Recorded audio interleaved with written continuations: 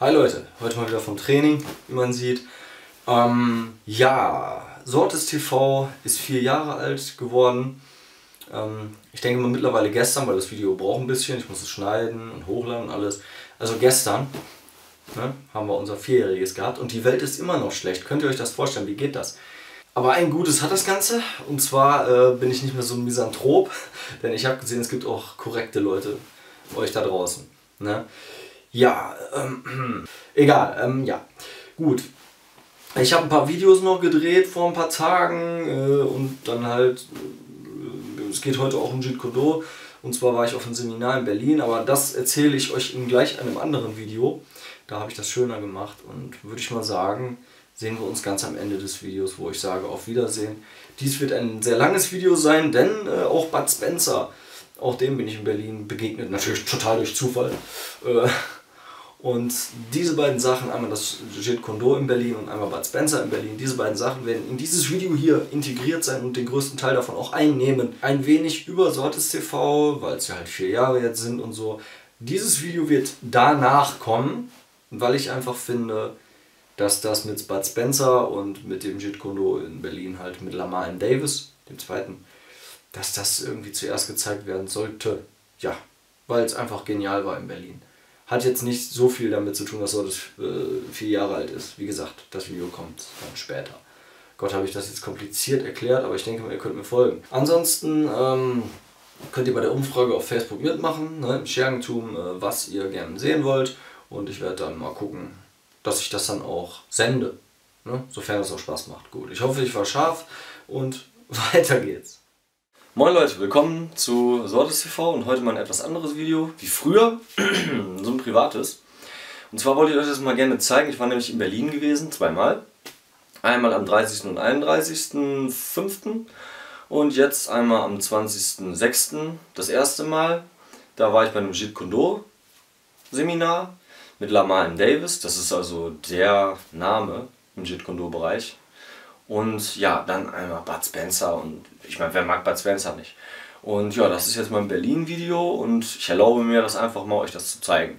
Ich hoffe, ihr werdet ein bisschen Spaß haben. Ansonsten, ja, bis zum nächsten Video, wenn ihr nicht wollt. Pff, tschüss.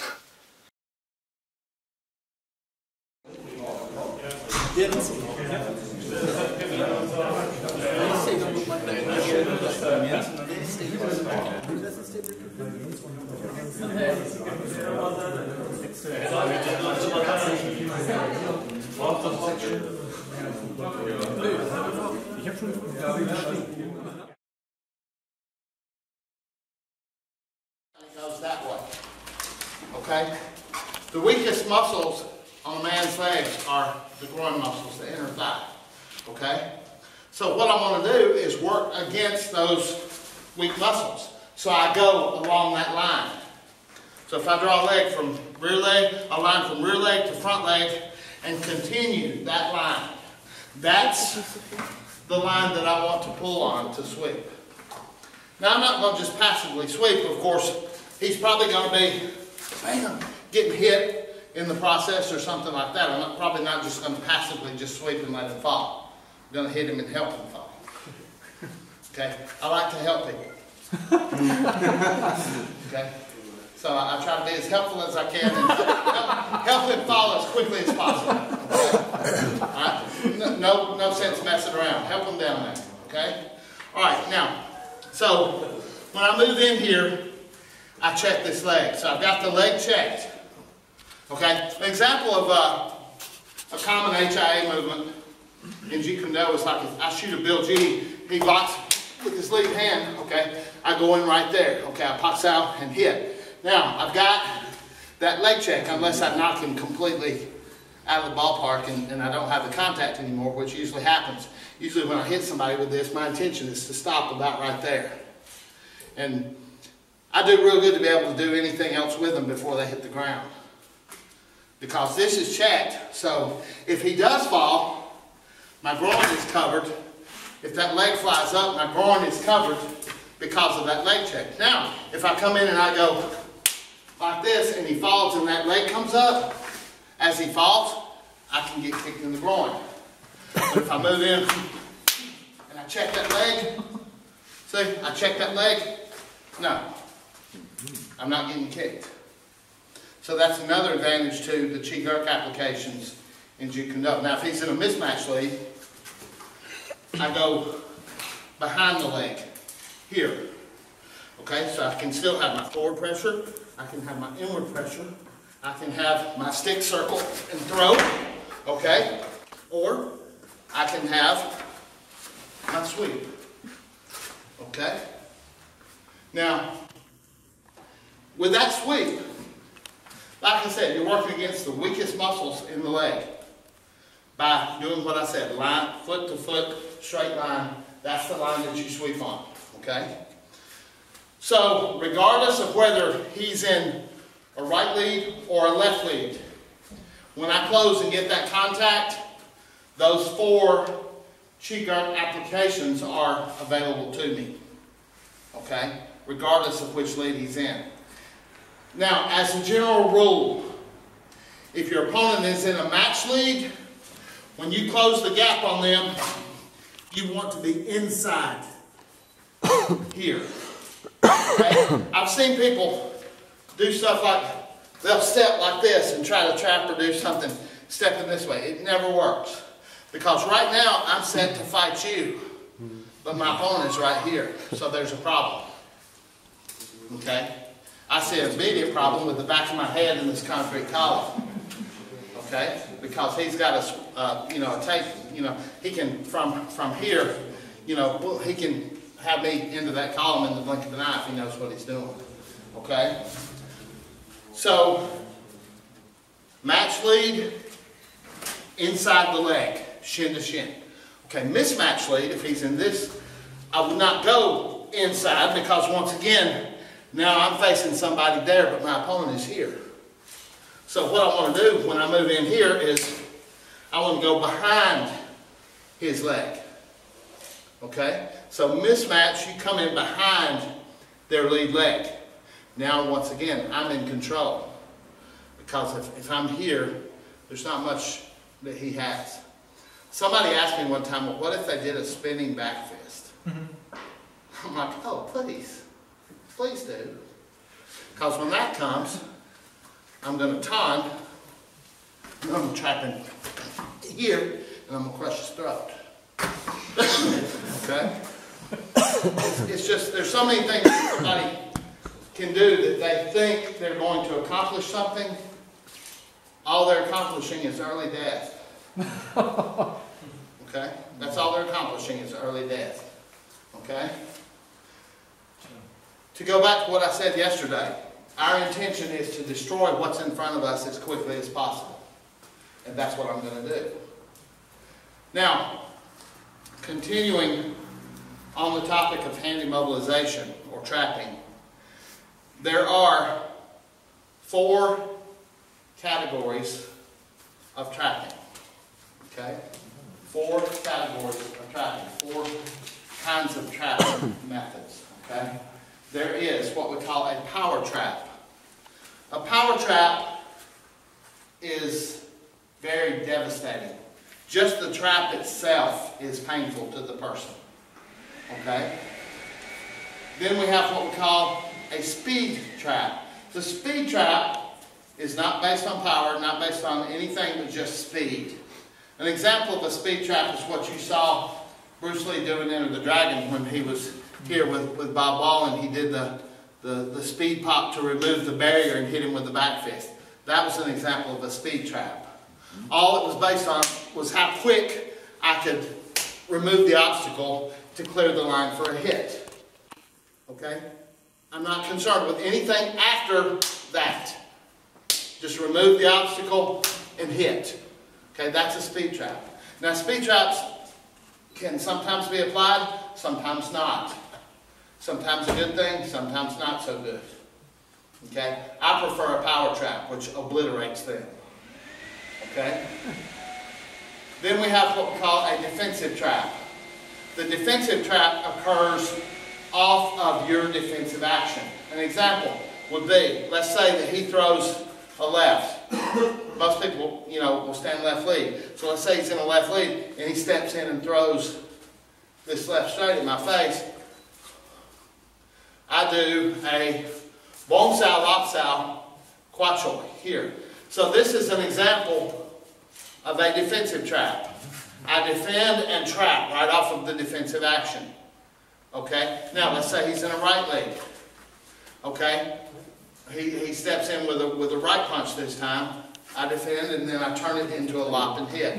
Okay, now this is another example of a defensive trap. I do tan sao to allow him to continue, and then I lop and hit. The problem with this is if somebody is throwing a really fast punch like this, and they come in really quick with it, you may or may not be able to grab it. A lot of people, there's a lot of misunderstanding, misassumption about what trapping is. A lot of people think that when I talk about trapping, I'm saying, okay, he throws a punch, and I'm just going to pluck it out of the air. Throw another punch, other hand.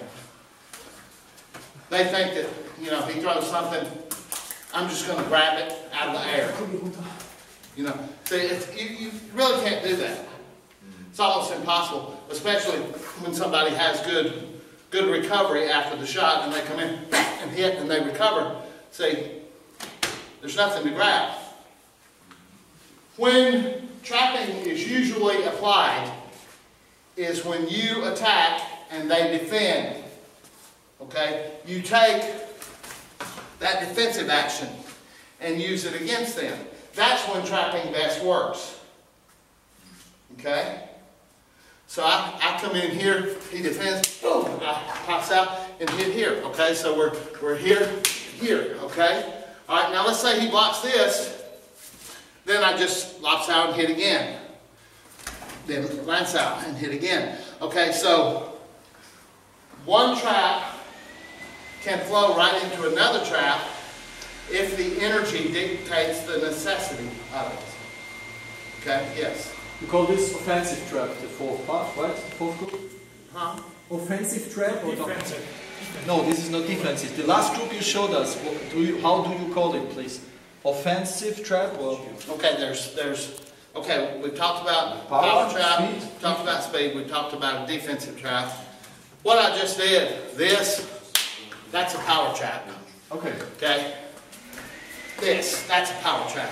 Because if I do that correctly, Yes. see, it snatches him as I hit him, okay?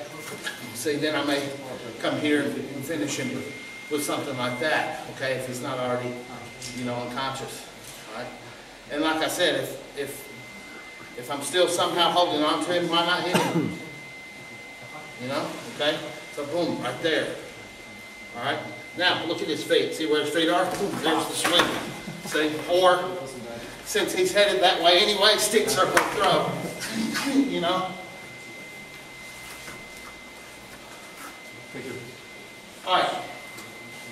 Now, any trap can be a simple trap or a compound trap. Doesn't matter. I can start from any category. Like if I start with a defensive trap, he's in a left leg, he throws that punch. I didn't do that. Then he blocks. Okay, see? Dubstep monster. So he comes in. Dubstep monster. Okay? So that was turned into a compound trap. So it started out a defensive trap and ended up a power trap. Because see what he had to do? He had to grab that or he was going down. And I didn't even hit him. You add the hit, it changes their whole world. Everything goes black. Okay? It's kind of like, you know, I don't make fun of handicapped people, but somebody else does. I'll laugh about it. But no, seriously. If I saw a thing on Facebook, and it was Stevie Wonder. Everybody knows who Stevie Wonder is, right? Yeah. Okay? And it says, something is black, everything's black, I can't see, you know, like he's like he's supposed to be singing, you know. But anyway, that's kind of what happens when everything goes black. You don't see, okay? Now, the other kind of trap is what we call a retaining trap. That's the fourth category of trapping. A retaining trap is not actually, it's not a grab. It's not a hard, forceful, or necessarily even a speedy move. If I come in here and he defends, go back to like you were. If I come in here and he defends here, see what I did? All I do is put this here long enough to hit him. So what I did, I retained this arm in this position long enough to land a hit. So I didn't grab, I didn't pull, I didn't slap, I didn't pin. I just got in the way of him being able to move long enough to hit. That's an example of what we call a retaining trap. Okay, so when we get into trapping, it can get pretty complex. And that's why a lot of people choose to just leave the trapping out, because they start to see just what all you can do with trapping, and they're like, oh man, it's going to take a long time to learn all that. They don't realize what they're cheating themselves out of. If you have this skill, you can control and end a fight so fast that it's not even funny. Okay? Without this, Jeet Kune Do basically becomes kickboxing. Okay? So this is a necessary part of the curriculum if you want to claim that you're doing Jeet Kune Do. If the trapping is gone, I don't care what anybody says, you're not doing Jeet Kune Do anymore. Alright, the final of the 5 ways of attack is attack by drawing. Excuse me? Yes. Could you explain the third hand principle? We'll get into that when we, like I said, we're covering 5 ways of attack, then we're going to do some sticking and trapping, and I'll get to that when we do the trap. Okay, thanks. Now, because I want all of you to experience some good solid trapping. Okay, now, attack by drawing, I will tell you right off, I don't like it, because it's very dangerous. It's the most dangerous of the 5 ways of attack. It is, I will be the first to admit, it is better suited for something like point tournament fighting. Yeah. Okay? Because the idea here is that you're going to intentionally leave something open in hopes that they will pick up on what's open and attack the opening. Okay? Now some people, don't take this the wrong way, but some people are just really dense. They don't, you know, you can leave an opening. I could drop both hands to here and they would attack my groin. You know? I could raise both hands here and they would attack my head. In other words, you leave something open, they don't attack that. They don't attack what's obvious. They attack what's covered up. Okay? So they're not that observant. They don't see that an opening exists, or they don't really have the skill, the necessary skill to immediately take that opening. Okay? So I may drop my hands here and he may kick low. I'm expecting a high hit and then he kicks low. You know? That's why it's so dangerous. I may raise my hands here wanting to hit to my stomach and he may try to punch me in the face. So some people just don't see the opening.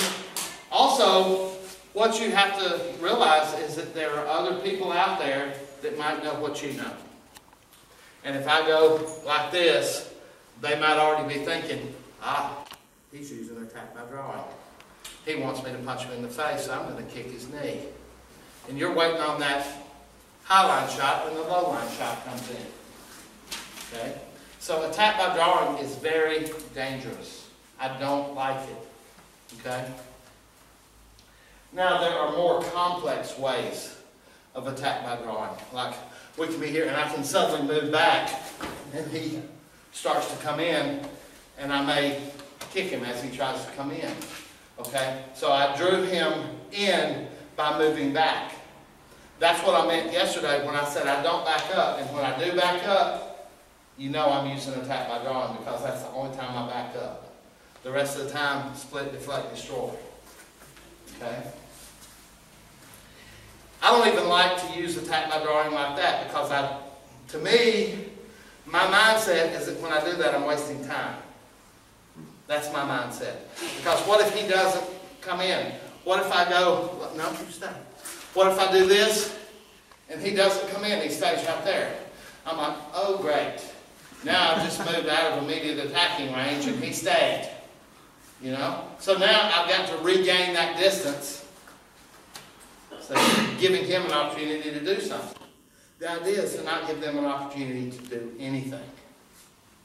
Okay? So, intentionally leaving an opening or intentionally moving in a way that you hope to draw a certain attack. That's what attack by drawing is. Very dangerous. I don't advise that you use it unless you have achieved an extremely high level of skill. And like I said, even at my level, I still don't like it. I can do it, I have done it, but I don't like it. Those are Bruce Lee's 5 ways of attack. Simple direct attack, which also has simple angulated attack, attack by combination, progressive indirect attack, hand immobilization attack, and attack by drawing. Okay? Yes? If I would say, look, just a plane, and he's turning, okay, drawing, would it be attack by drawing? Or just if I... That's what we call it. That's in the category of what we call a distraction. Yeah. Yeah. So you would be, in a way, you would be drawing them to look away, but, you know, you're just basically distracting them long enough to, you know. And believe it or not, I've actually seen this happen. It's really funny, but I've actually seen it happen. 2 guys were squaring off the fight, and one guy started to attack the other guy, and he said, "Whoa, wait, stop!" And the guy actually stopped. And then the guy clobbered him, you know. He was actually going to hit, and he stopped. And the guy nailed him right in the face. Who would have thought, you know? But I've seen it. I saw that happen. Okay. Some people have really poor reaction speed. Okay? Really poor reaction speed. So reaction speed is something that you need to work on your awareness. Always work on your awareness of what's around you. Regardless of what you know, if you have no awareness, you're still in trouble. Okay? You've got to be aware of what's going on around you at all times. Especially when you're in a potentially hostile environment. Okay? Something I saw one night. There was a really big guy. This is when I was head of security for a very large nightclub. And it was right at closing time, and most of the customers had left. The downstairs bar was still open, and there were some people that moved from the dance floor upstairs to the bar downstairs, and they're all down there kind of talking. Well, technically, I was already off duty, but I was still just kind of hanging around because there was too many people there. I felt like too many people there for me to leave. So anyway, there was a really big guy and a really small guy, and the big guy is obviously picking on the little guy, and he's like cursing and all this, and he shoves the little guy, and the little guy's like, "Man, what did I do?" You know, he's like real innocent, like, you know, I don't even know why we're fighting. Well, then the big guy goes like that and just throws his drink in the little guy's face. He was trying to get the little guy to swing at him or something, but the little guy still like, "Man, what'd you do that for?" You know, he's still apologizing and trying to back down. Well, the big guy goes like that, takes a few steps, and then he goes. Bam. And the little guy was still standing there when the punch hit him in the face. Knocked him halfway across the room. But he was still standing there. He had literally this much time to do something about it, and he was still just, when the punch hit him. That's a perfect example of bad awareness and poor reaction speed. Okay?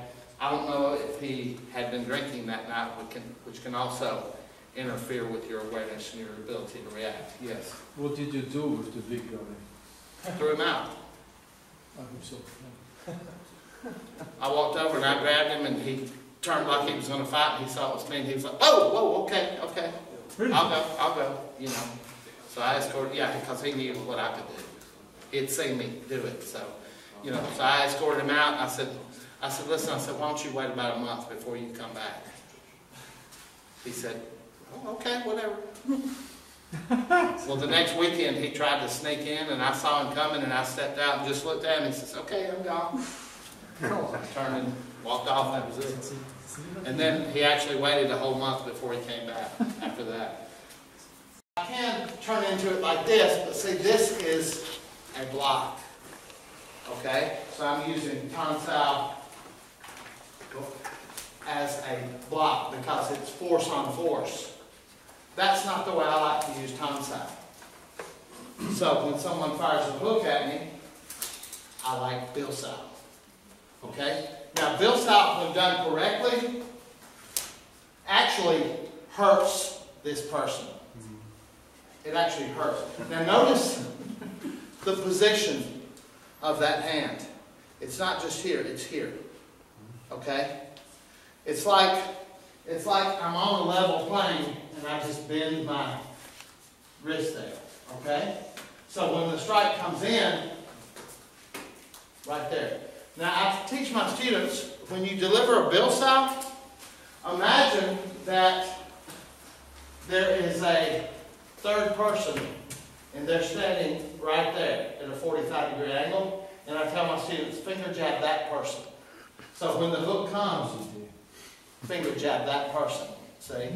And that puts it in there just like it should be, right there. Now notice that my elbow is not like this, it's down.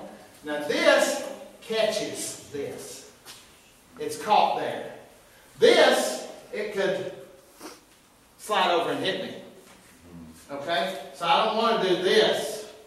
I want this. And when done correctly, it feels like you just hit that.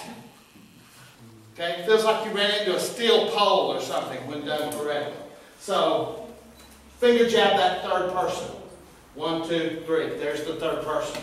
Hook comes in, boom, finger jab that third person. Simultaneously, with a hit, it becomes Viel Spaß. Okay? So, I don't like to use tonsile as a block. I like to use it as a deflection, which is what it's really designed for. Okay? It's a drilling energy with forward intent. Now, there's a difference between the word intent and the word movement. Forward movement means moving forward. Forward intent means staying there as I drill with this hand without yielding.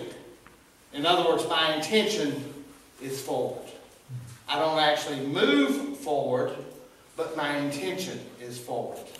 So that's what I mean when I say forward intent. Okay? That was a joke. Okay, when you do this, okay, at the bottom, you're here. At the top, there's a little snap of the wrist, and the hand kind of flips up like this. But the bottom line is, no matter where you are, see this? See how loose and floppy my hand is? That's going to be loose and relaxed. Okay? While this actually forms here and here. Okay? This one is very, it's like this arm is very serious, and this one is just fucking around. Okay? So, we're here and here. Alright? Now, we're making a circle. Now, each arm is responsible for 1/2 of the circle. Okay? This is very important. Each arm is responsible for 1/2 of this circle. Imagine that there is a pane of glass right here that splits you right down the middle.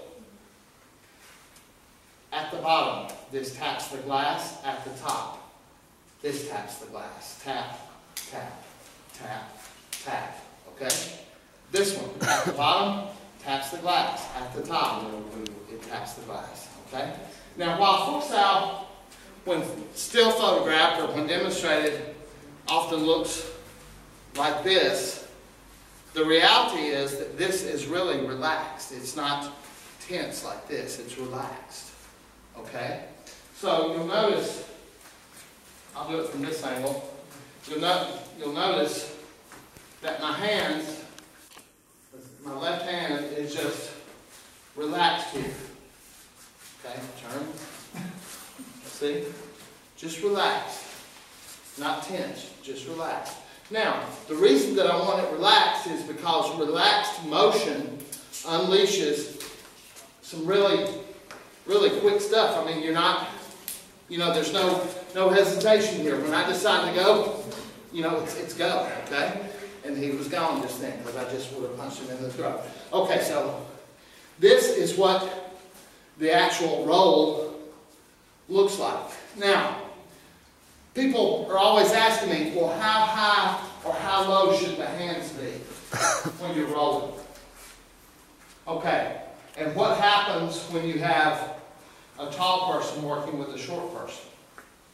How does that change things? Okay? Within the structure of Chi Sao, you have to do what is called blend perimeters. Blend perimeters. Okay, Peter. Thanks, ready? Okay, now look at this. Pretty big contrast here, right? Okay, so how do these two people do Chi Sao? Okay, what happens, Radek raises his arms just a little bit, and Peter is going to lower his arms just a little bit, and they blend the perimeters, okay? Now when they roll, we draw a line from mouth to mouth, and sternum to sternum, and the roll takes place between those lines.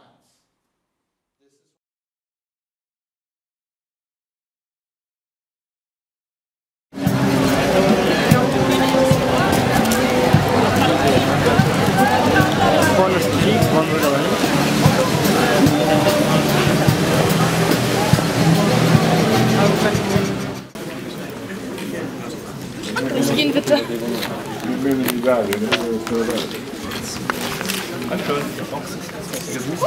DVD, ja, die DVD mit den Interviews. Genau. Sie hat er eben nicht gesehen. Hat er nicht so gesehen. God bless you.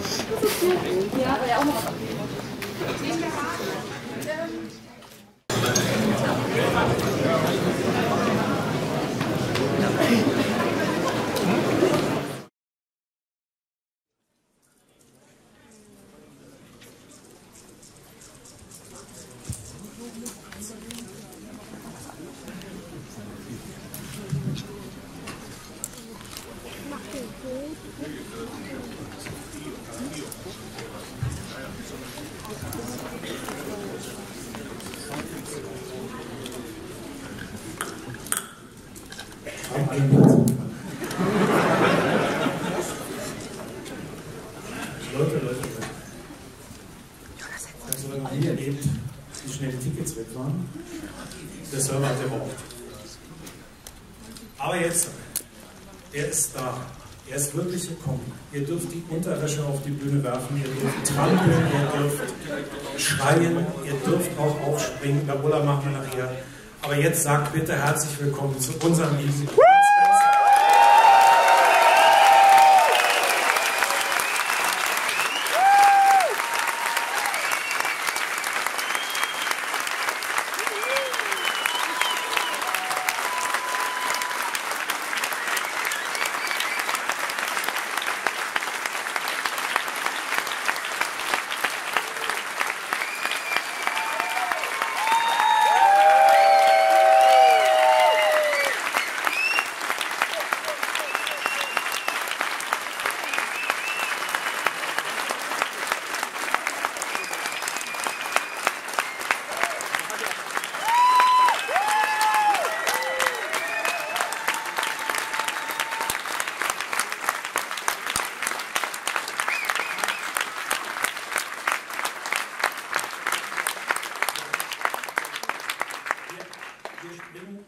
während er jetzt Folge 19 noch weiter für so ein. Hat sich das Warten in der langen Schlange gelohnt? Ja!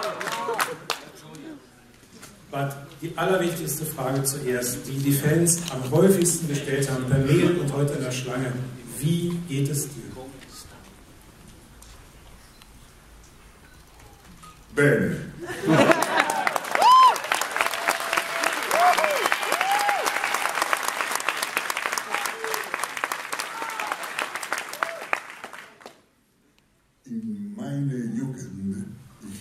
just used. Aber ich habe alle vergessen. Was sagst du zu diesem Anfang?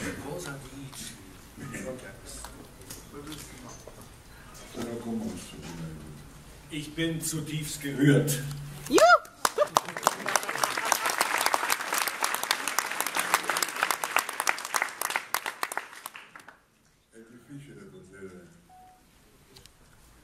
Restare così senza dir nulla con della gente così in mare fortissimo. Also bei diesem überwältigenden Empfang fällt es mir schwer, so wenig zu sagen. Das ist so überwältigend. La ragione sarà che io sicuramente, se Dio mi tiene tutto a posto, io verrò ancora, verrò parlando in tedesco.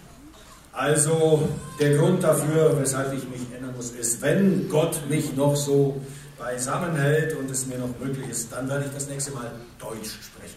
Ich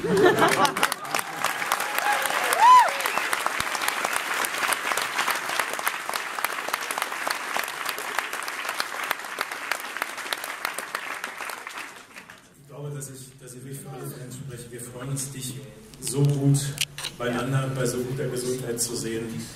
Ich glaube, wenn wir in deinem jugendlichen Alter noch so gut beieinander sind, dann hätten wir richtig was geschafft. 85.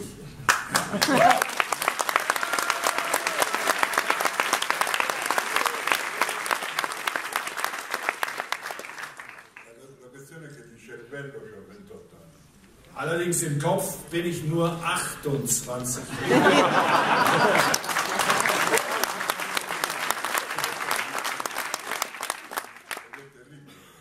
Und das ist schrecklich. Il cervello comanda il resto del corpo e il resto del corpo mi guarda e fa che sei scemo.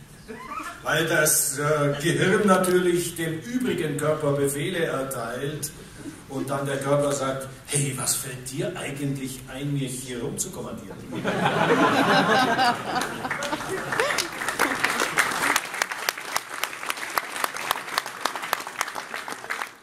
sind schon mittendrin, ich muss aber vorher eine Pflicht erfüllen, die mir eine Ehre ist. Weil wir sind heute hier wegen Bad, aber wir haben Unterstützung bekommen von ein paar Leuten, ohne die es hier nicht gegangen wäre. Ja, die will ich jetzt kurz nennen, denn das ist das Hamada Hotel und das Hamada Hotel und das H2 Hotel ist jetzt ab sofort das Hotel für alle Waren als Spencer-Fans. Ich will nie wieder jemanden bei Etapp oder sonst wo sehen. Also danke an das Hamada, danke an H2, danke an Roberto Körber, den Hotelchef, an Peter Meyer, den Küchenchef, an Britt Hertel, Convention Sales Manager, an unseren Fotografen, Michel Buchmann, an Oliver Becker von seinem Team, von der Becker Security und an mein wunderbares Verlagsteam. Wir haben die letzten Wochen echt geschindert, damit das irgendwie klappt. Mein Name ist Oliver Schwarzkopf, der andere kennt mich, und ich habe die enorme Freude, seit ein paar Jahren mit Spencers Verleger zu sein. Man sieht als kleiner People die Filme und dann darf man dann gut verlegen. Das ist irgendwann nicht zu glauben. Und neben uns auf der Bühne sitzt Johannes Hampel, schon seit vielen Shows unser Lieblingsübersetzer. Herzlich willkommen, Johannes Hampel.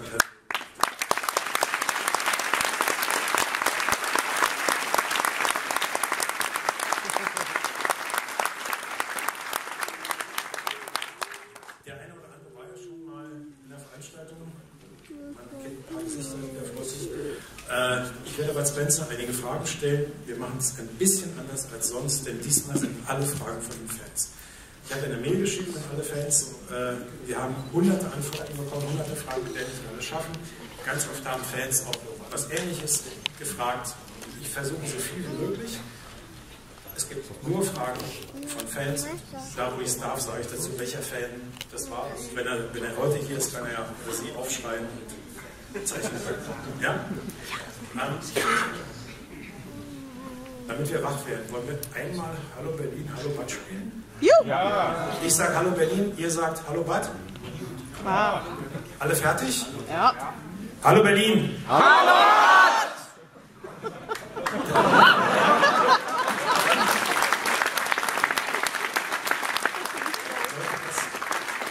Das war Niveau von Paderborn.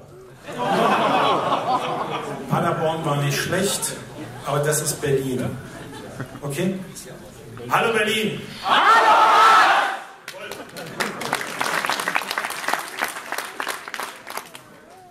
Wir fangen sofort an mit der ersten Frage. Alexander Neyer, 30, aus München, hat gefragt: Bud Spencer ist für viele ein Kindheitsidol, für alle in diesem Raum. Macht es ihn stolz und glücklich, dass er seit vielen Jahrzehnten verschiedenste Generationen gemeinsam vor dem Fernseher verbindet? Oder denkt er auch manchmal in einer ruhigen Minute im Leben darüber nach, ist sich dessen bewusst, oder vergisst man es im Zuge des Alltags? Eine Frage. Io non è che mi dimentico, io non sono un idolo. Es ist nicht so, dass ich das vergesse, aber ich bin kein Idol. Gli idoli stanno in cielo. Die Idole sind im Himmel. Io credo che ci andrò più tardi possibile. Und ich habe die Absicht, möglichst spät dorthin zu gehen.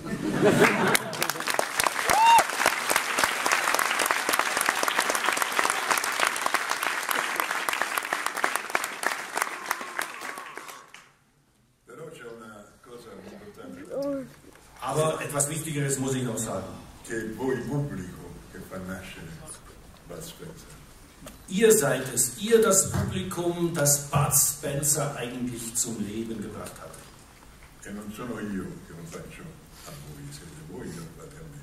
Nicht ich bin es, der etwas für euch tut, sondern ihr tut etwas für mich. Wisst ihr auch warum? Nella vita di ognuno di noi abbiamo tutti quelli che lavorano, uomini e donne, e vanno a lavorare. C'hanno sempre delle persone al di sopra di loro che li obbligano a fare qualche cosa, o se possono essere licenziati, buttati via. E questo è tremendo, no?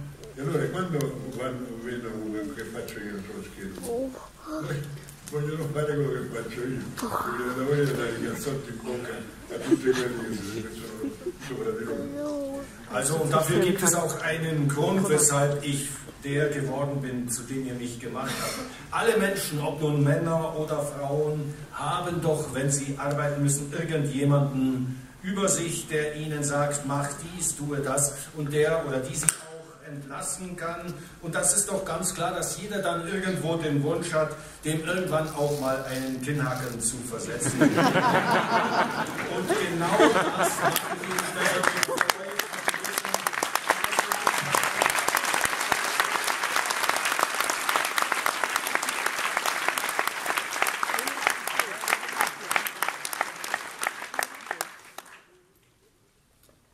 Du hast gesagt, innen drin bist du noch viel jünger als äußerlich.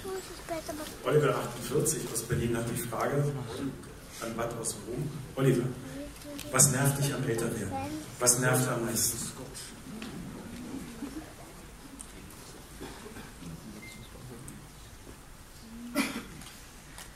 Non mi infastidisce, c'è una cosa incredibile, che vado sempre più avanti per capire che fine facciamo noi tutti. Ricordiamoci che quando il bambino esce dalla pancia della mamma è condannato a morte, sempre, fino anche se c'ha 120 anni. E io questo credo che mi pone a dire che la vita deve essere vissuta in un modo, ognuno fa quello che vuole fare, non c'è dubbio, però quando viene la vera vita, quella che viene dopo, quella è la cosa più importante, quindi io non la temo, non è che mi fa paura. E credo di fare una vita normalmente non esagerata, abbastanza docile, e speriamo bene il più tardi possibile però. Es nervt mich überhaupt nicht. Und zwar aus dem einfachen Grund, je weiter ich nach vorne gehe und je weiter ich mich dem Ende nähere, desto weniger erschreckt mich das, denn wir müssen uns überlegen, jedes Kind, das geboren wird, sobald es aus dem Leib der Mutter hervorkommt, ist es ja schon vorherbestimmt, dass es irgendwann sterben muss.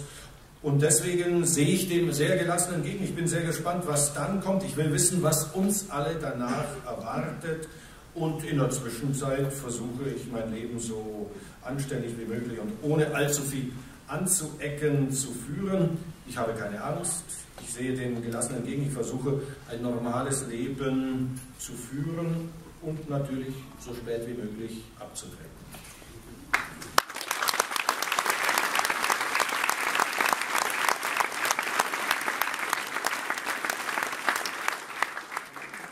Wir hätten nur dann noch den Wunsch, wenn es eines Tages so weit sein sollte, dass du in der anderen Seite noch ein Buch schreibst und uns erklärst, wie das ist. Weil wenn du schon mit der Karte und Galileo am Kühlschrank gestanden hast und gekocht und gegessen hast, dann wirst du der Erste sein, der das schafft.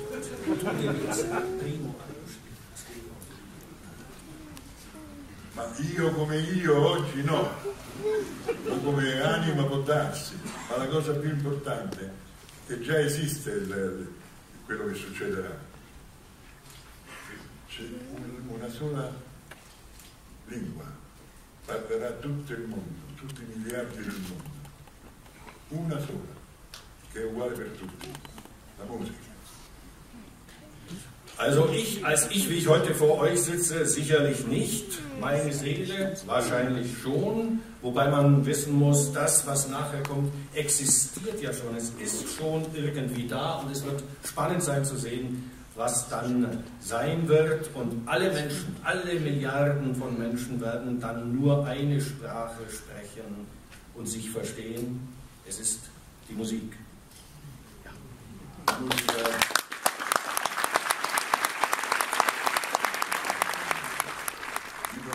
gli altri, insieme agli altri e formano delle cose incredibili. Io vedo quando arrivo in questo paese dal nord fino al sud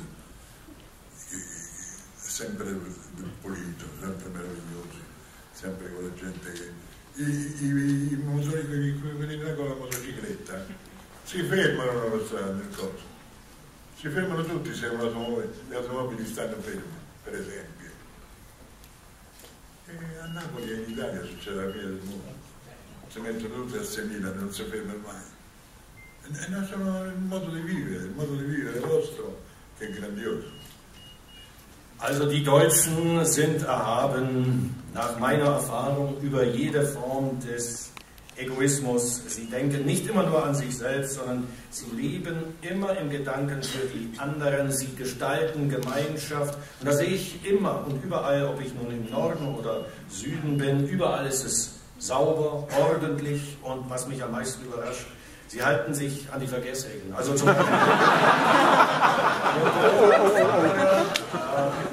stoppen tatsächlich, wenn die Autos anhalten. Etwas, was man in Italien nie sehen kann. Dort fahren sie ja wirklich mit einem Affenzahn durch die Straßen. Also es ist die ganze Lebensart, die mir hier gefällt. Es ist einfach berechenbar und es ist nicht so, dass jeder mit dem Ellbogen nur an sich selber denkt. Als hätte Bud es geahnt, er kennt die Fragen nicht. Wir kommen jetzt nämlich zum Thema Männer und Frauen. Ja? Es gibt ja dieses schöne Lied von Fahren Urlaub, Männer und Frauen, die sich den Tag versauen. Wir machen es besser. André Engens, der ist mit seiner Freundin Celine hier, 31 Jahre, aus Luzern in der Schweiz. Was ist dein Tipp für ein glückliches und erfülltes Leben? Wir interpretieren es mal Männer und Frauen. Wie kriegen wir das hin?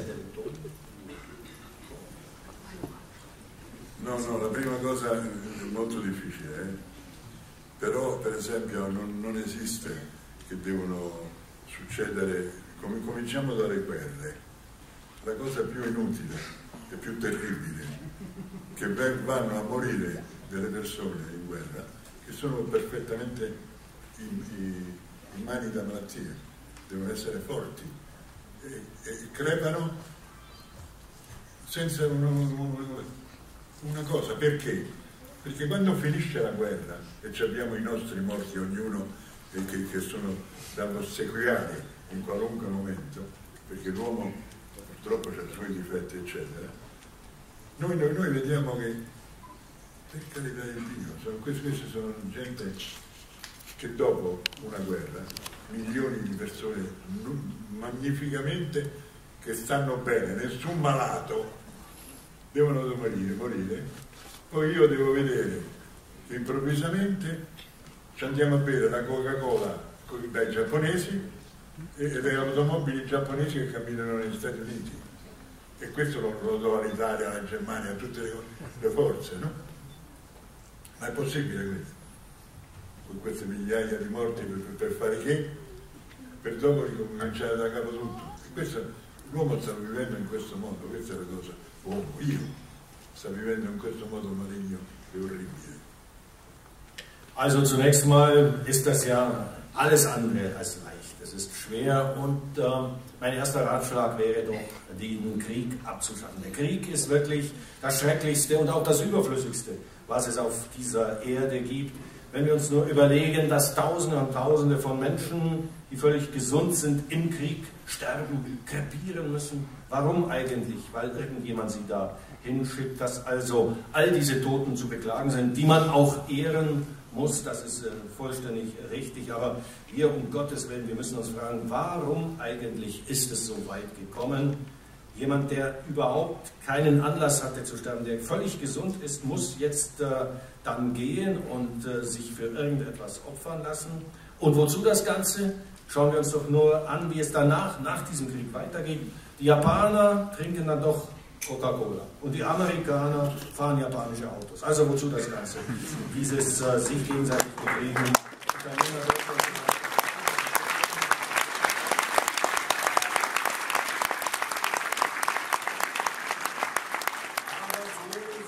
Sind eben die Männer, wir sind so und das muss sich ändern.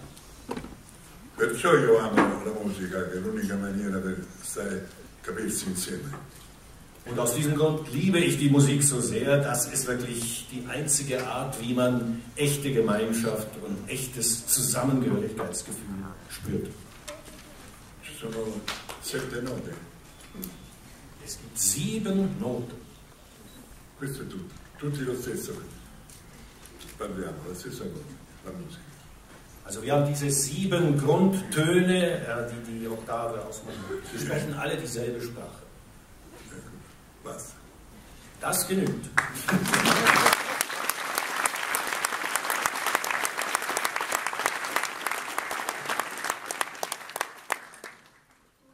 Weil der André und die Celine aus der Schweiz hier sind, wollte ich an der Stelle mal sagen, wir hatten noch nie eine Veranstaltung, wo die Fans von so weit hergekommen sind.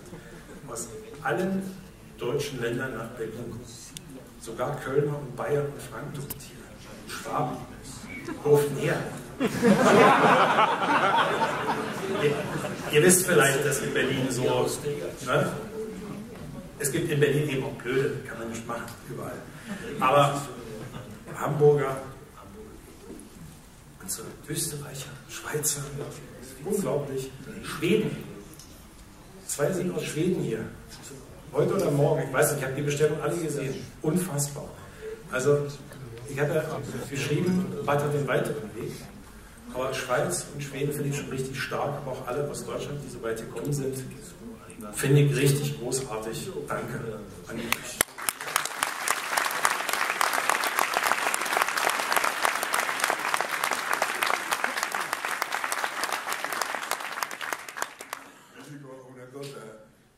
Semplice per capire in che mondo viviamo.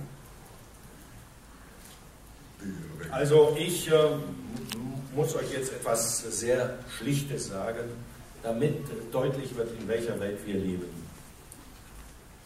Io ho una moglie, una sola, da 55 anni. Ich habe eine Ehefrau, übrigens nur eine einzige, seit 55 Jahren.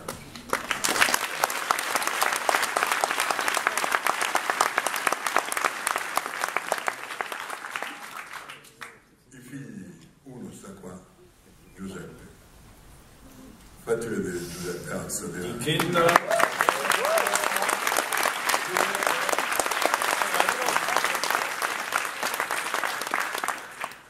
E allora che cosa succede? Abbiamo parlato di questo idolo che sarei io.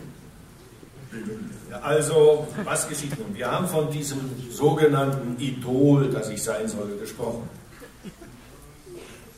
È logico che la mia famiglia è la cosa più importante della mia vita. Es liegt doch auf der Hand, dass meine Familie für mich das Wichtigste im Leben ist.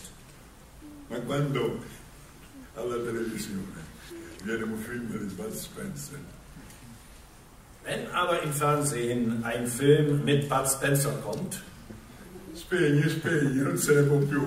Dann sagen sie, mach die Kiste aus, das halten wir nicht mehr aus.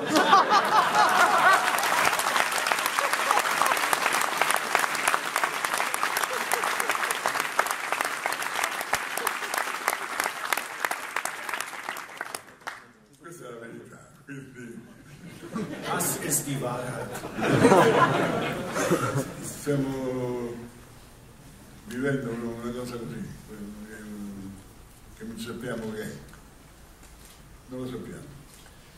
Wir leben in einem Leben, das uns einfach nicht ganz klar ist. Was geschieht mit uns? Wir wissen es nicht. E in fase di amore questa famiglia che ho è la più grande per me, per tutti, è vera, ma quando quello che tutti gli idoli fanno di me, che state anche voi, tutti voi per questa ragione, chiudi la televisione, pure stasera questo ci devi far vedere. Also, das ist eben diese echte Liebe, diese Geborgenheit in der Familie. Und dennoch habe ich ja erzählt, trotzdem, dass ich ja angeblich so ein Vorbild oder Idol sein soll, sagen die dann doch, also, wir wollen das nicht mehr sehen. Macht den Fernseher aus. Ja.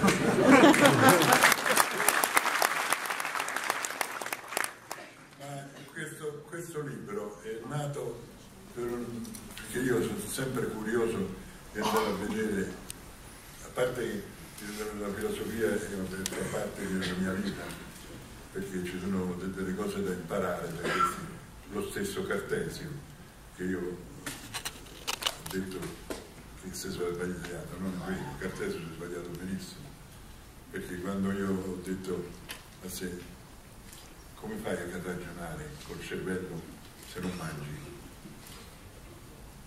E lui mi avrebbe risposto 4 anni fa, mi avrebbe risposto, ma io mangio sempre, non ho paura di questo. Invece no, l'umanità si muore di fame. Quindi quando io dico mangio ergo sum, sono uno che sono stato votato da Dio in maniera positiva, no? E quindi ho creduto bene di fare questo libro perché cogito ergo sum, che vuol dire cogito, che vuol dire io penso, e per questa ragione esisto. Pensa che limite mi ha dato. Siccome penso, esisto. E se non mangi muori. E questo è il libro. Also dieses Buch entstand ja aus einem tiefen philosophischen Drang, einer Neugierde auf das, was die Philosophen uns zu erzählen haben. Die Philosophie hat mein Leben zutiefst geprägt. Ich habe immer versucht, die großen Philosophen zu befragen. Nehmen wir eben Descartes oder Cartesius, der für mich natürlich hier ganz entscheidend war, weil er die Meinung vertritt, ich denke, also bin ich. Das habe ich dann doch in Frage gezogen. Es könnte sein, dass er sich hier fundamental geirrt hat und über 3 oder 4 Jahrhunderte hinweg diesen Irrtum weiter vertreten konnte, denn ich trete ihm ja entgegen und sage, wie kannst du denn denken, wenn du nicht isst? Ist nicht das Essen wichtiger als das Denken? Darauf würde er mir erwidern, naja, ich esse aber doch sowieso. Und darauf würde ich sagen, nein, das ist gar nicht selbstverständlich, denn es gibt viele Menschen, die eben nicht essen können und nichts zu essen haben und sie sterben vor Hunger. Also kannst du nicht sagen, ich denke, also bin ich, sondern richtig muss es heißen, mangio ergo sum, ich esse, also bin ich. Und ich glaube, diese Position würde von Gott auch gut geheißen. Man könnte also sagen, cogito ergo sum ist nicht die letzte Wahrheit. Sie tritt ja an diese Begrenztheit, dass man eben essen muss, um zu leben. Und deswegen ist meine Weisheit, die ich gegen Descartes vertrete, ich esse, also bin ich.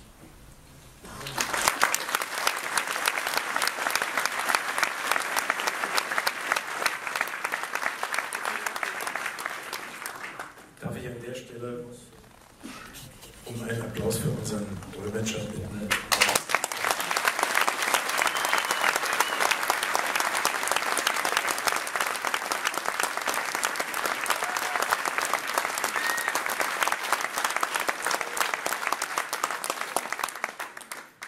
Weil wir haben ganz am Anfang gesagt, wir müssen einen Termin finden, wo im Ramadan dieser Saal frei ist. Ihr alle könnt, um eure Frage. Jeet Kune und Johannes Hammel. Aber mit dem anderen hätte man nicht gemacht. Wir waren jetzt ein paar Mal und das ist so. So, Kitsch zu Ende. Madeleine, 28 aus Schwerin, fragt. Meine Frage an Carlo und Bad wäre, ob er sich irgendwann mal ein einfaches Leben ohne die ganze Aufmerksamkeit, ohne den Rummel gewünscht hätte und ob es da vielleicht auch Momente gab, wo er am liebsten alles hingeschmissen hätte. Mit 50 geht Fernsehen mehr machen.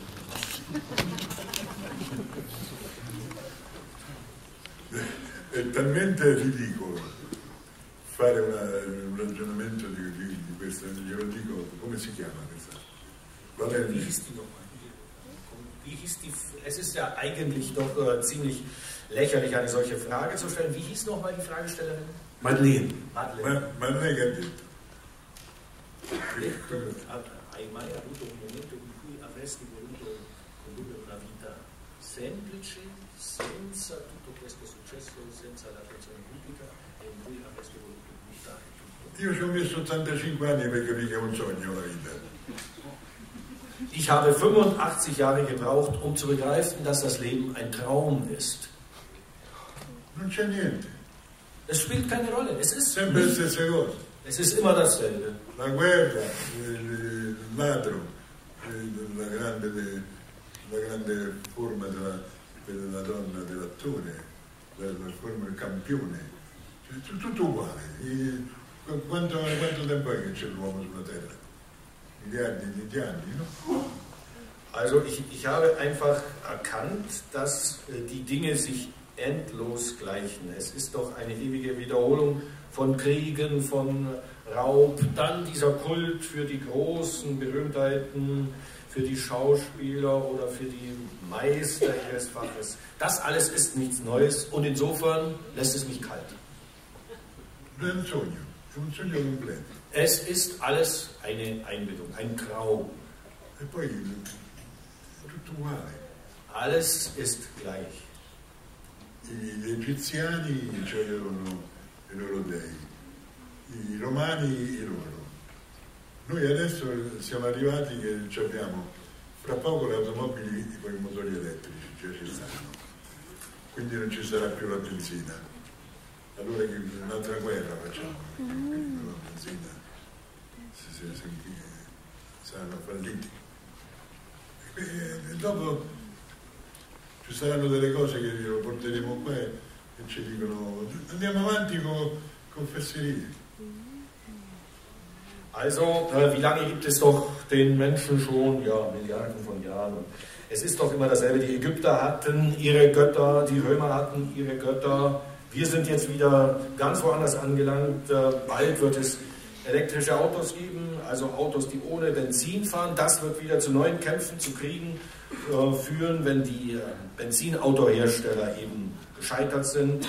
Das heißt, es ist ein ewiger Kreislauf, es wird immer so weitergehen und aus eben diesem Grunde sage ich, es ist alles Schall und Rauch. Non è cambiato nulla. Es hat sich nichts geändert. Sono cambiati i mezzi per vivere.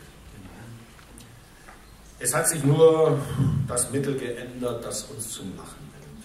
Non dappertutto, perché in Africa e in altri posti si vive ancora come se ci fosse nessuno. Allerdings gibt es große Ungleichheiten, es ist nicht überall dasselbe. In Afrika fehlen vielen ja die Mittel, um überhaupt zu leben. Il più importante, io l'ho detto sempre, l'unica cosa che salva è mettere avanti a tutti la parola amore. Ich sage, es ändert sich da nichts und das Einzige, was uns retten kann, ist, wenn man überall und zu jeder Zeit das Wort Liebe voranstellt. Questa è la mia parola finale. Basta fare che non succede più niente, che non ci siano guerre, che non ci siano niente. Cosa impossibile oggi. Non abbiamo mai fatto, nemmeno quando erano in tre a esserci sulla terra. Anche là si sono ammazzati. Ich sage eben, das ist der einzige Ausweg, dass man eben aufhört, sich zu bekriegen, sich zu bekämpfen. Etwas, was bisher nie geschehen ist. Auch als es nur 3 Menschen auf der Erde gab, haben sie sich doch auch gegenseitig umgebracht. Das heißt, es geht immer so weiter, sofern wir nicht umschalten.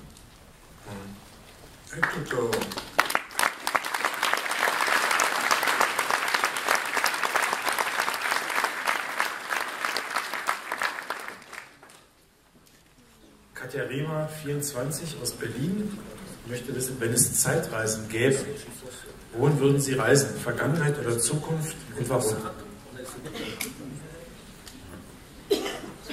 Ci sto passando adesso. Ich bin schon in einer Zeitreise. Quindi voglio sapere che c'è nel futuro.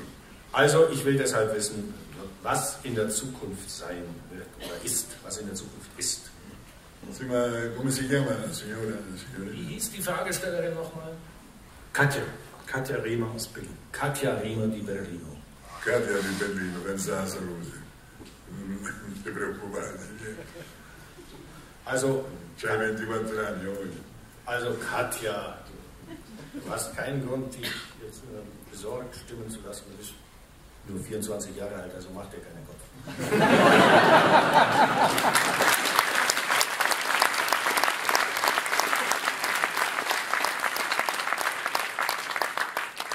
Jetzt wollen wir ein bisschen über die Filme reden und natürlich auch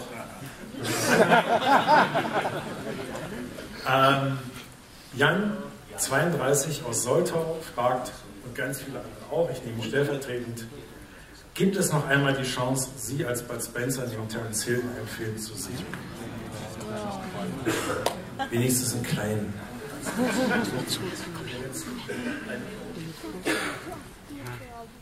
Ma la cosa è molto semplice.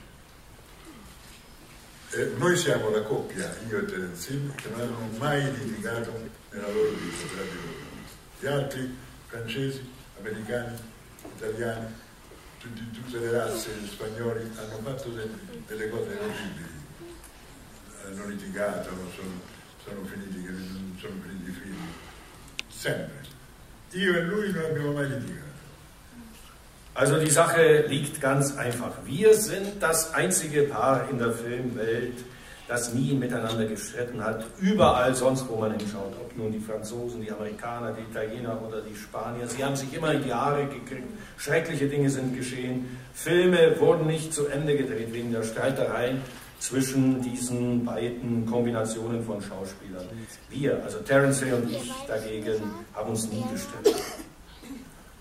E tutto ciò è avvenuto per una semplice ragione. Und das ist aus einem ganz einfachen Grund so geschehen. Terence Hill è un attore, ha studiato l'attore, ha fatto tutta la sua vita da bambino fino adesso l'attore, proprio alla scuola. Terence Hill hat also wirklich eine gediegene Ausbildung gehabt als Schauspieler. Er hat das Handwerk von klein auf, von der Pike auf gelernt. Bis zum heutigen Tag ist er ein echter Profi-Schauspieler. Adesso vediamo questo signore mio, io. Und jetzt schauen wir den Herrn an, der ich bin. Non ha mai pensato di fare l'attore. Er hat nie gedacht, dass er jemals Schauspieler werden würde. Quindi non poteva litigare con l'altro attore. Es gab für mich also keinerlei Anlass, mit dem anderen, mit Terence Hill, zu streiten. E la morale è questa: lui è un attore. Er ist nämlich wirklich Schauspieler. Io faccio l'attore. Ich dagegen spiele nur den Schauspieler. So ist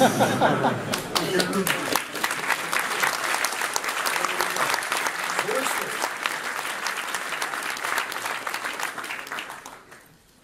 In 130 film che ho fatto, ogni film imparavo qualche cosa. E poi è una cosa molto... successo quello che è successo. Sono diventato quello che sono diventato, ma sempre per voi.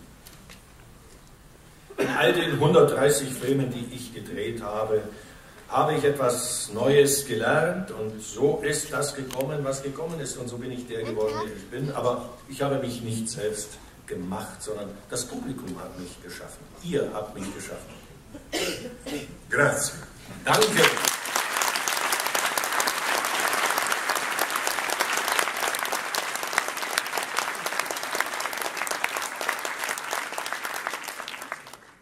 Kann ich nur sagen, dann würden wir diesen Bud Spencer gerne noch einmal schaffen, zusammen mit diesem Terence Hill. Ihr müsstet euch auch gar nicht prügeln. Ihr könntet ruhig am Tisch sitzen, Spaghetti essen und euch einfach über das Leben unterhalten. Das würde uns Fans schon reichen eigentlich. Ohne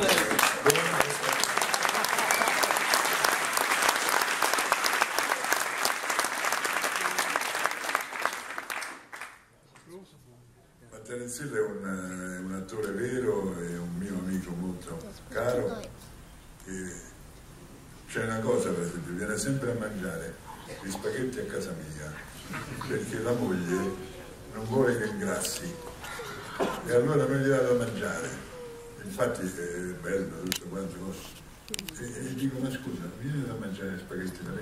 E lui viene e mangia sempre a casa mia perché guai è che se la moglie scopre che vuole ingrassare. Also Terence Hill, al contrario, io sono libero. Der Terence Hill ist nun wirklich ein echter Schauspieler, auch ein sehr lieber Freund von mir und bis zum heutigen Tag treffen wir uns immer und essen zusammen Spaghetti, allerdings heimlich. Er schleicht sich zu mir, weil seine Ehefrau alles tut, damit er nicht dick wird. Er ist ja auch eine sehr einnehmende, ansprechende Erscheinung und schleicht sich also heimlich zu mir und wir essen also unsere Spaghetti-Teller und er ist allerdings gebunden, ihm sind die Hände gebunden, ich dagegen bin frei.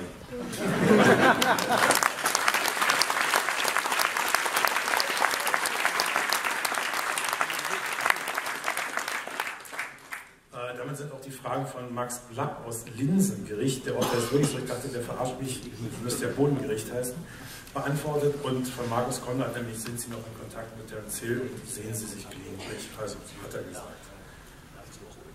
Aber Falk Schiller aus Dresden hat eine schöne Frage. Nämlich, wenn Sie mit Terence Hill in einer Einraumwohnung für längere Zeit zusammen leben müssten, was würde Sie über kurz oder lang an ihm stören?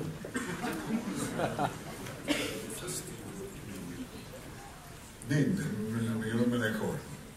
Überhaupt nichts, ich würde gar nichts bemerken.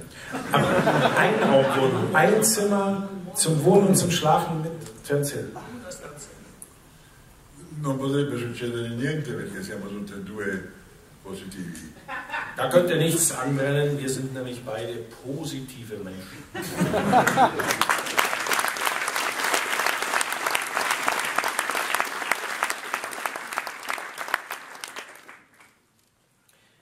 Max Grobecker aus Wuppertal, 26, fragt: In deinen Filmen spielst du immer den Guten mit dem großen Herz, der die Bösen verkloppt. Hattest du nie Lust, einen Bösen wie in Der Pate oder ähnliche Kaliber zu spielen?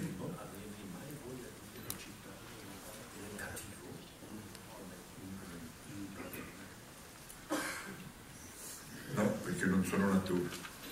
Nein, weil ich kein Schauspieler bin.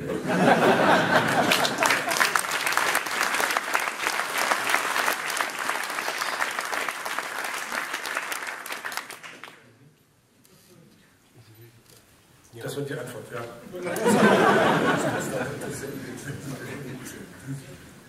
Mario Zimmerschmidt aus 39 aus Frankfurt fragt: Hatten Sie bei jedem Film, den Sie gemacht haben, Spaß beim Dreh oder gab es auch solche, die eher Wieder weiter.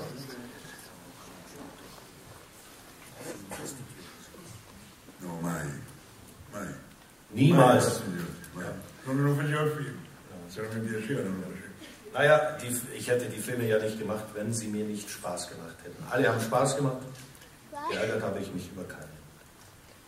Oggi io ho 16 film fatti con Terence Hill e 128 in totale. Heute kann ich ja immerhin auf 16 Filme mit Terence Hill zurückblicken und 128 Filme insgesamt. Non mi sono mai annoiato. Und ich habe mich nie gelangweilt. E ogni giorno ho imparato di più. Jeden Tag habe ich etwas hinzugelernt. Fra poco divento un attore. Bald werde ich Schauspieler sein.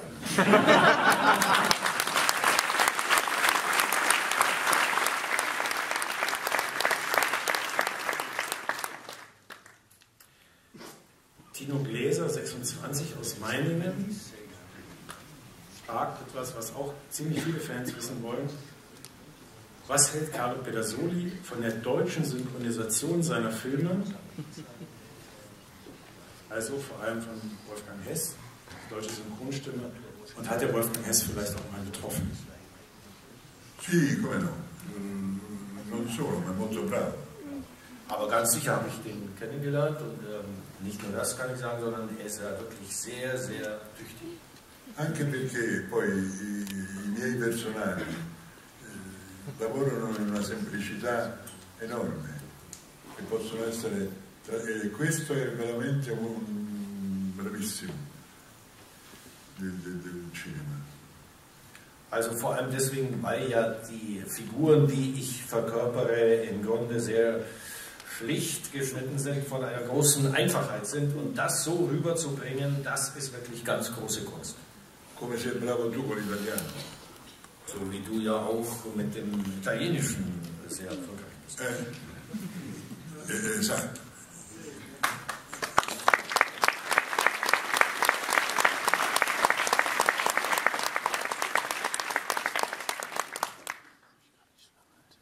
Ma per me il miracolo migliore è questo signore Oliver. Für mich ist aber das wahre Wunder dieser Herr Oliver. Das ist nicht angesprochen. No, è una cosa incredibile. Sono un po' di anni che ci conosciamo. Das ist wirklich etwas Unglaubliches. Wir kennen uns ja jetzt schon einige Jahre. Lo trovo di una semplicità nella sua forza. Und ich finde, dich zeichnet eine Schlichtheit aus in deinen Bestrebungen, in deiner Kraft. È uno dei migliori librai che ho avuto io. Und du bist einer der besten Verleger oder Buchhändler, die ich je gehabt habe. E gli dico sempre grazie. Und ich sage dir immer Danke.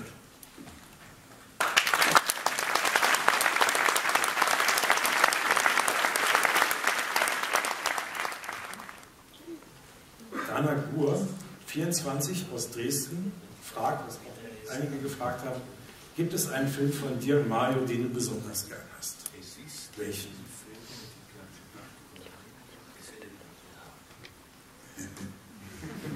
No, c'è.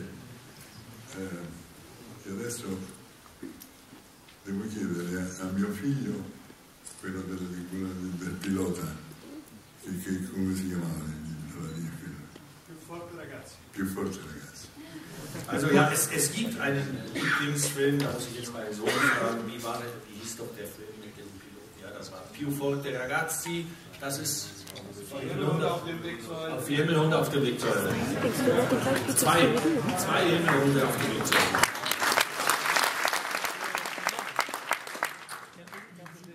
Jetzt wollen wir noch ein kleines bisschen über Essen reden, unser großes gemeinsames Hobby. Frank aus Rügen bei Wolfsburg fragt, wie isst Bud Spencer seine Spaghetti am liebsten?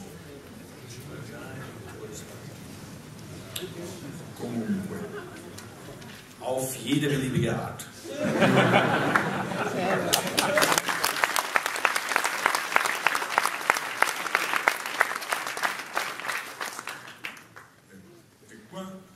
Blattkartoffeln.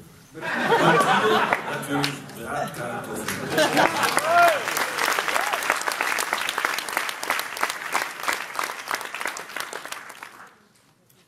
Lars Lauerweit, 34, hat auch eine sehr wichtige Frage. Möchten Sie mich adoptieren? Ich bin nett, fleißig und liebe das Essen genauso wie Sie.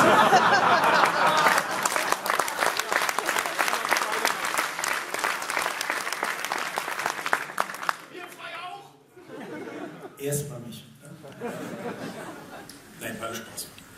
L'adozione dei figli non esiste. Es gibt keine Adoption von Kindern. Guai a fare un'adozione, perché sono esseri umani da seguire anche quelli che non sono tuoi. Es wäre wirklich verfehlt, wenn man Kinder adoptieren wollte, denn man muss sich um alle Kinder kümmern, auch um die, die nicht deine Kinder sind.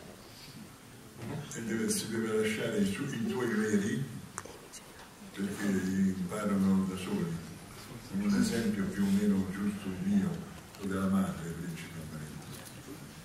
E questo rappresenta il vero figlio. Also man muss vor allem auch die eigenen Kinder selbstständig aufwachsen lassen. Man darf sie nicht zu sehr in ihr Leben einmischen, die müssen selber groß werden. Das ist mein Beispiel. Insbesondere meine Mutter hat mich das gemacht.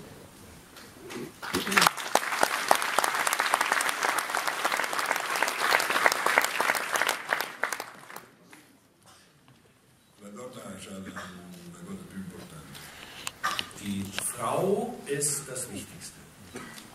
L'uomo crede di essere il padrone. Der Mann glaubt, Herr im Hause zu sein. E fa anche dei terribili proprio omicidi verso la donna. Come ho detto prima, la donna è tutto. Und der Mann begeht auch wirklich schreckliche Tötungsdelikte gegenüber der Frau, wie ich vorhin schon erwähnte. Aber das Entscheidende, das A und O ist die Frau.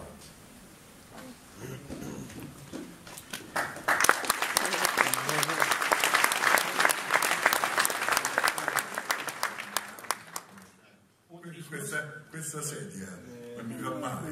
Ich muss mich jetzt mal hinstellen, weil dieser Stuhl mir Schmerzen bereitet. Oh.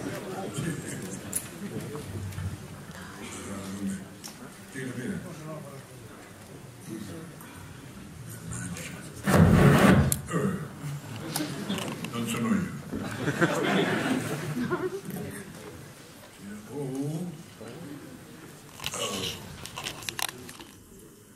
Das passt nämlich gut, weil jetzt...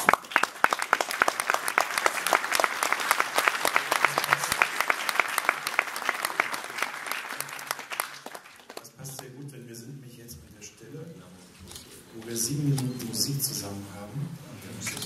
Und ihr wisst, was jetzt kommt.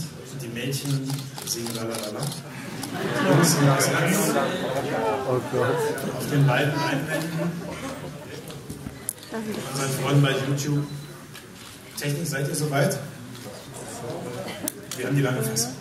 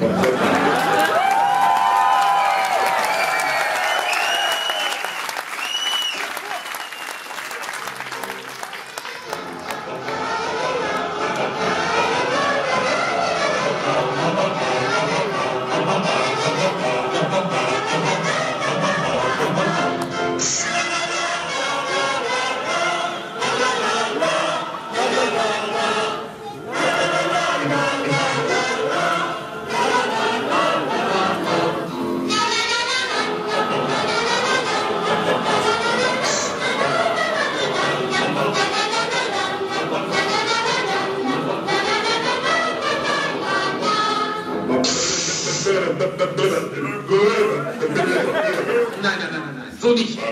Ich sagte so nicht. Da Capo. Darf ich dann bitten? Takt 13.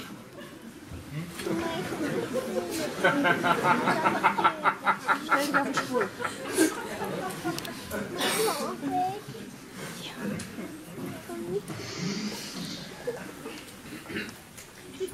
Und 1, 2, 3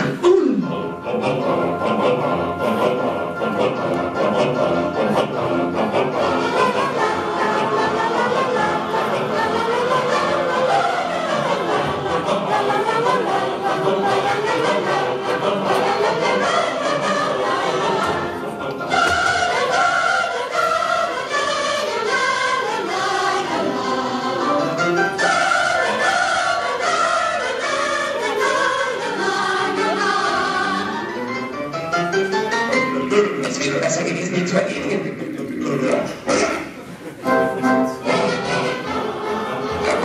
Ich habe mich da ganz auf dich verlassen.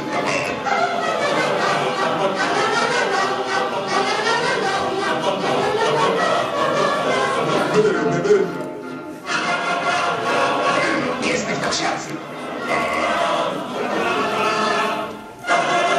Immer ganz unauffällig zum ersten Mal auf. Sein Killer ist ein Fan von dir. Wer hat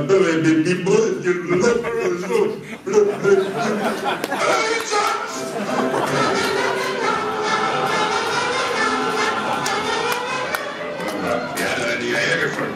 Jetzt sind wir aufgenommen. Mach ich leiser. Zum Zweitsturz ist lustiger. Meine Damen und Herren, das war's.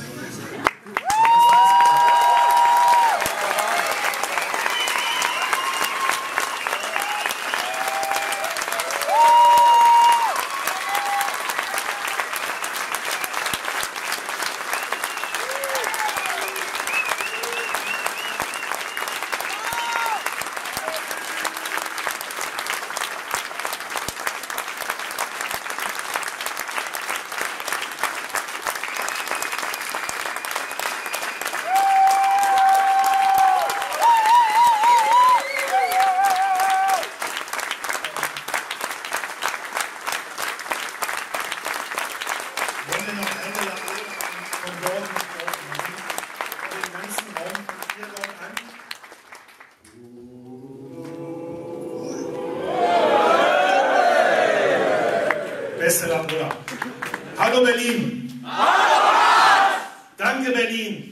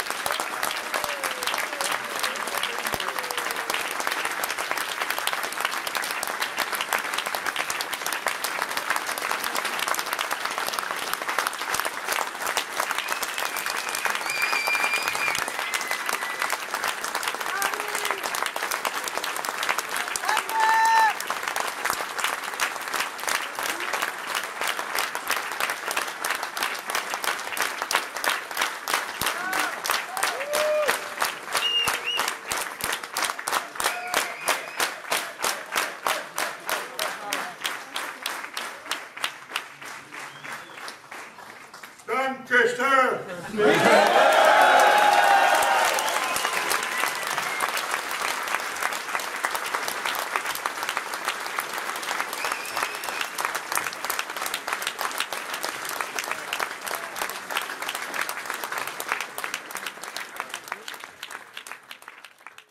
Alles klar, das war, ich sag mal, meine 2 Tage bzw. 3 Tage in Berlin. Hat Spaß gemacht, war echt sehr unterhaltsam. Ne? Beim Jeet Kune Do durch Lamar M habe ich viel gelernt. Und das mit Bud Spencer war auch eine einmalige Erfahrung. Ne? Okay, also wir sehen uns dann wieder hier auf dem Kanal auf Sortes TV. Ne? Und dann zu meinem 4-jährigen Video, wo ich dann wahrscheinlich noch irgendwie ein paar, ich weiß nicht, so ein Best-of-Video. Guckt euch einfach die alten Videos an, dann habt ihr Best-of. Das werde ich wahrscheinlich nicht machen. Wahrscheinlich eher so ein Laber-Video, was sich ja ein paar Leute öfters mal wünschen. Ne? Und ich denke mal, das mache ich. Also total langweiliger Scheiß. Haut rein und ein schönes Wochenende euch allen noch. Tschüss. Ja, und ich sehe aus wie Reinhold Messner, ja. Tschüss.